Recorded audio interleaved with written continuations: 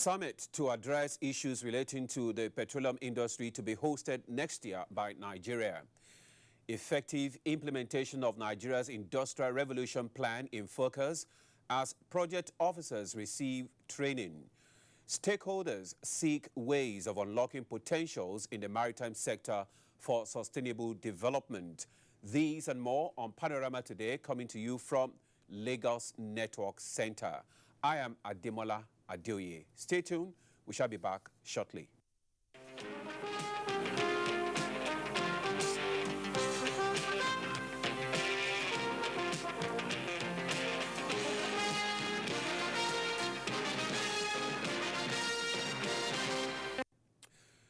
Beginning from February 2018, Nigeria would host an annual world-class International Petroleum Summit in Abuja as platform for stakeholders to address issues relating to the industry and the African continent.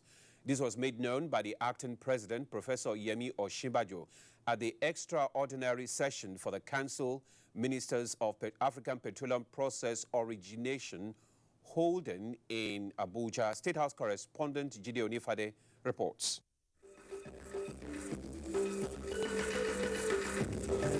Unveiling the logo for the Nigeria International Petroleum Summit, Acting President Yemi Osinbajo says the summit represents Nigeria's contribution to the quest for sustainable platform for global players of the oil industry.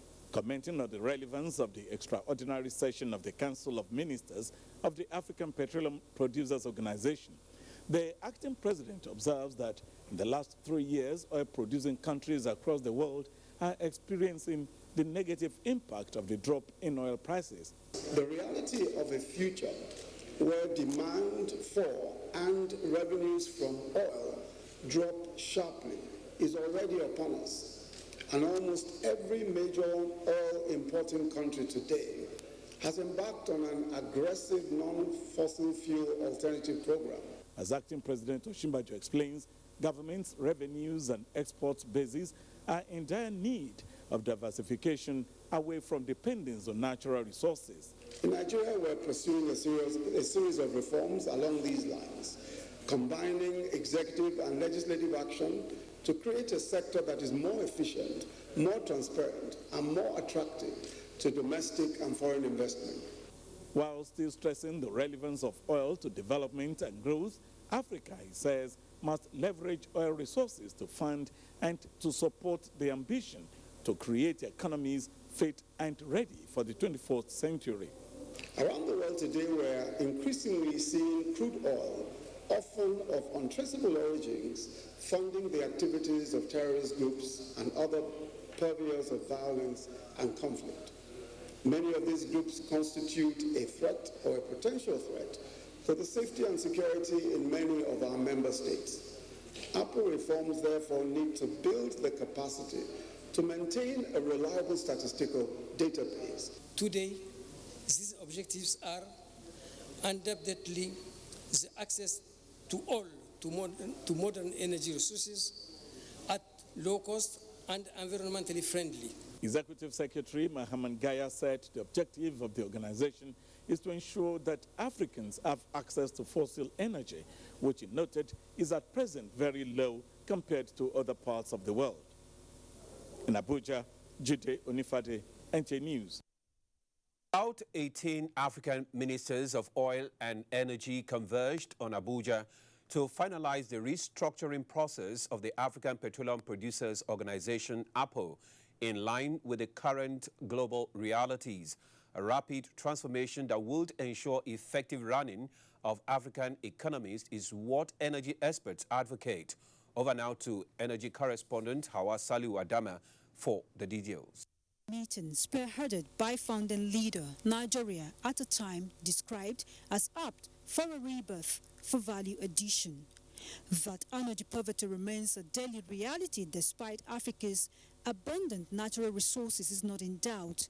A situation compounded by swings in oil prices with attendant consequences of loss of revenue, reduced markets and capacity to undertake developmental projects for expansion, vividly captured by Nigeria's Minister of State, Petroleum Resources.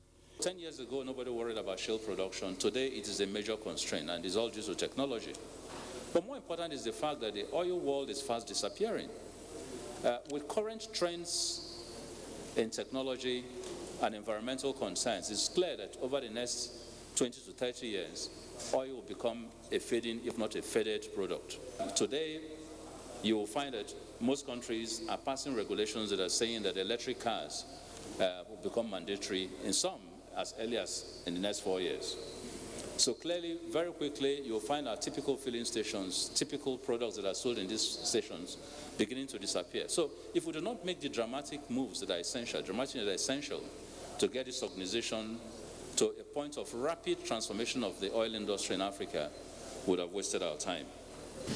With a 30-year history operating in an uncertain global oil market, despite OPEC's stabilization role, what should be APO's focus in addressing the huge energy gap and markets on the continent? I understand that even here in Nigeria, you're getting more refineries, more petrochemical complex, and I think this is the type of value added that one would expect in the future much more in Africa.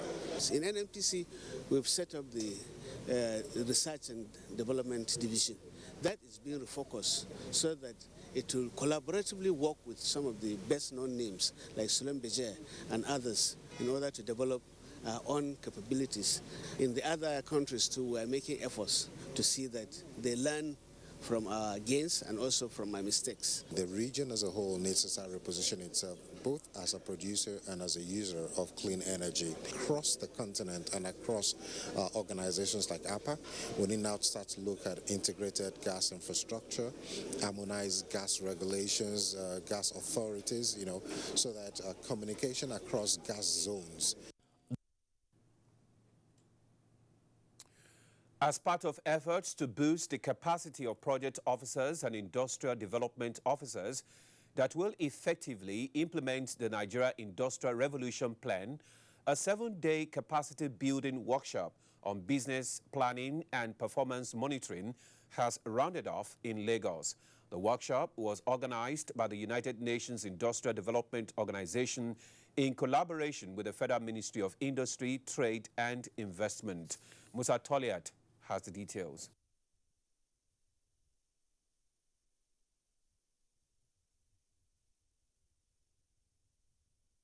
The 5-year Nigeria Industrial Revolution Plan is designed to leverage on the sectors the country has comparative advantage with a view to diversifying the economy and enhance the gross domestic product. The week-long capacity building workshop on business planning and performance monitoring therefore offered participants requisite knowledge and skills in business solutions for effective project facilitation. The training also includes the use of statistical data for economic analysis. We've been exposed to new and fresh ways of business planning, how we can address the needs of our investors. We learn how to use research and development to drive different sectors. Senior Statistics Officer, United Nations Industrial Development Organization, Valentin Todorov, said the program is part of the implementation support from the United Nations Agency to help Nigeria achieve quick, tangible results in industrialization drive. We need to provide methodology, teaches how to select the best sectors for industrialization of the country, provides capacity building, and you need to provide support to the NBS, the National Bureau of Statistics, for developing capacity in statistics. We thought that we need some international partnership that can basically enhance the capacity of the people that will midwife the implementation of the plan. The plan has really factored the MSME as the main driver of the economy. That is why we have people from Sweden in this training. The capacity building workshop is fourth in the series organized by the Federal Ministry of Industry, Trade and Investment for its project officers and officials in relevant ministries, departments and agencies of the federal government. In Lagos, Musa Toliat, NTA News. The 16th Conference of Commonwealth Speakers and Presiding Officers is underway in Abuja. The 4-day conference kicked off with the Standing Committee meeting with Nigeria, Cameroon, Ghana, Switzerland, and Malawi in attendance. National Assembly correspondent Ifai Uzumba reports. The Conference of Speakers and Presiding Officers of the Commonwealth African region, which has the Speaker of House of Representatives as the current chairperson, was founded in 1969 by the then Speaker of the House of Commons of Canada. The conference brings together presiding officers of the national parliaments of the independent states of the Commonwealth. The conference is expected to discuss, among other issues, the presiding officers and the principle of non-partisanship, the challenges of managing e-parliamentarians' budget offices towards enhancing legislative capacity for oversight and scrutiny. The conference operates on a 2-year cycle, holding a conference of the full membership every 2 years and a meeting of the Standing Committee in the intervening year. In Abuja, Ifeanyi Uzumba, NTA News. The Inspector General of Police, Ibrahim Idris, says the Nigeria Police will establish an anti-piracy unit across the 36 states and the Federal Capital Territory to work alongside stakeholders in the creative industry to combat piracy in Nigeria. The Inspector General stated this while responding to request information and Lai Mohammed support for the fight against piracy. Education and Culture Minister Lai Mohammed had arrived at the force headquarters with the mission of engaging the police high command in soliciting their support in the fight against piracy. But just as the minister made his request, the Inspector General without hesitation told the minister that his request has been granted. We are ready obviously to give directive to all our commands to focus on this unit, anti-piracy unit. But I would also want to observe that in establishing these units in the states, we want maximum, participation by all the major stakeholders. We cannot get the solution to this in one day. We appreciate that. But we must show the political will. Some of our colleagues have given up on Alaba. I believe that we can drive piracy underground where it belongs. This is why we have come to you.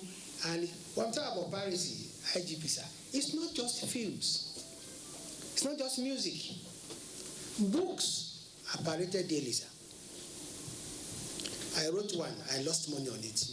The Inspector General did not only stop at that, but told the minister that officers from the various force departments will be deployed to work hand in hand with the stakeholders in a bid to form a synergy to defeat pirates, whom he described as worse than terrorists. Some members of the stakeholders who accompanied the minister on his visit expressed gratitude to the Inspector General of Police. They have always partnered with the Nigerian police in combating piracy in the country. The Inspector General of Police later made presentation to the minister, where he announced plans by the Nigerian police to set up a television and radio station to enable it propagate its activities and reach out to the public effectively. In Abuja, Anthony Forson, NTA News. The need for television and radio broadcasters to understand the basic norms of presentation as designed by the regulators of the broadcast industry in Nigeria has been emphasized. The view was brought to the fore at a 2-day workshop on skill enhancement for broadcast presenters in Lagos. Ime Odori, who was at the opening ceremony, reports that the workshop was organized by the National Broadcasting Commission.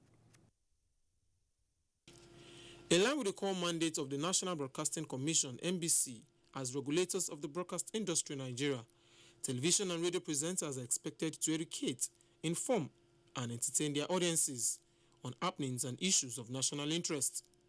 Over the years, however, it's been observed that most practitioners have violated some of these norms. In order to set standards and ensure full compliance to laid down regulations, NBC have challenged practitioners to operate only within the confines of the Commission's Code of Ethics. A lot of the presenters do not know how to walk the path of being the gatekeepers. So they get lost in their own emotions and allow people to say a lot of things are subversive on radio and television. We cannot have radio and television licenses in Nigeria and then be used to disrupt the good order of Nigeria or preach secessionist propaganda or be platform for hate speech. So stakeholders at the interactive session highlighted various loopholes and high level of unprofessionalism being practiced by some broadcast presenters. When you handle a current affairs program, there is a way you should anchor it. When you are presenting, when you are casting news, there is a way you should be responsible, because news is sacred and sacrosanct. Anything said in news is deemed authentic. It should not be about money. It's about what the NBC code, what it says, that is important. And there's a need for both the broadcasters and the NBC to work together. And working together, they may also put in the owners of the media houses to understand and speak the language of the NBC code. Some participants react. You feel terrible when you hear people murder other people's names. That was one of the very early things I was taught in broadcasts. As a presenter on radio or television, you are due to something, however small. It may be stipend. And if your program attracts sponsorship, the money go higher. That is the way it used to be. But today, it is buy your airtime and go on live. The two-day program is expected to sharpen the skills of broadcast presenters in Lagos. We now take a break for some messages, after which Panorama continues. Stay with us.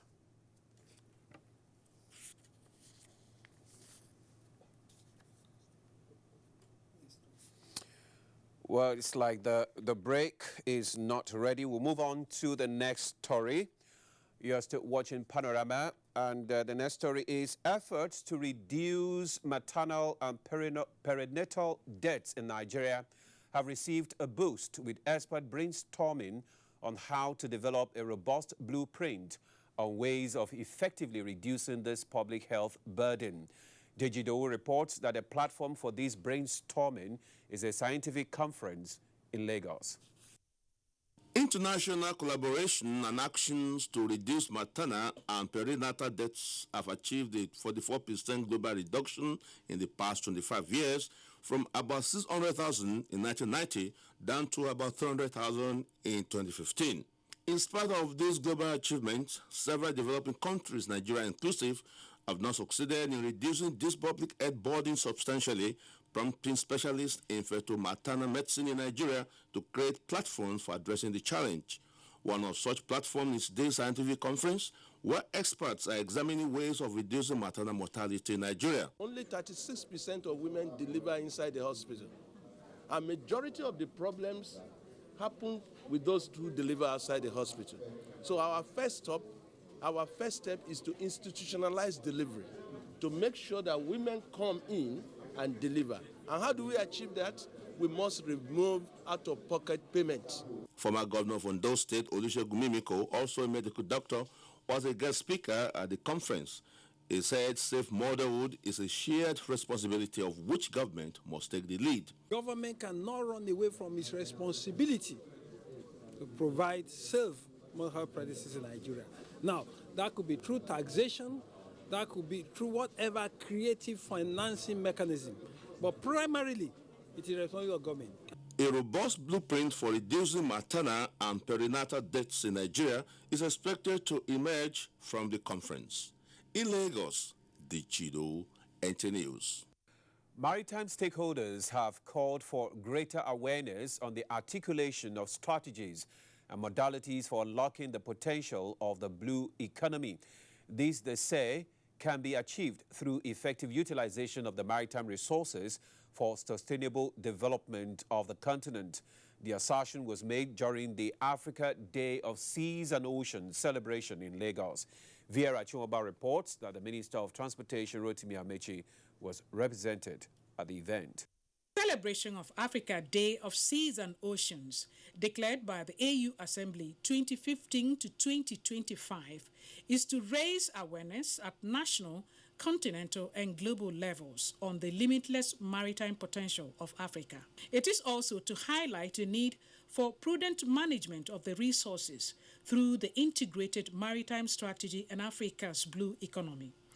Seas and oceans possess huge economic resources which are critical for sustainable development of the continent. 38 countries of Africa are either coastal or island states with large expanse of seas and oceans, which are considered major assets to accelerate Africa's development.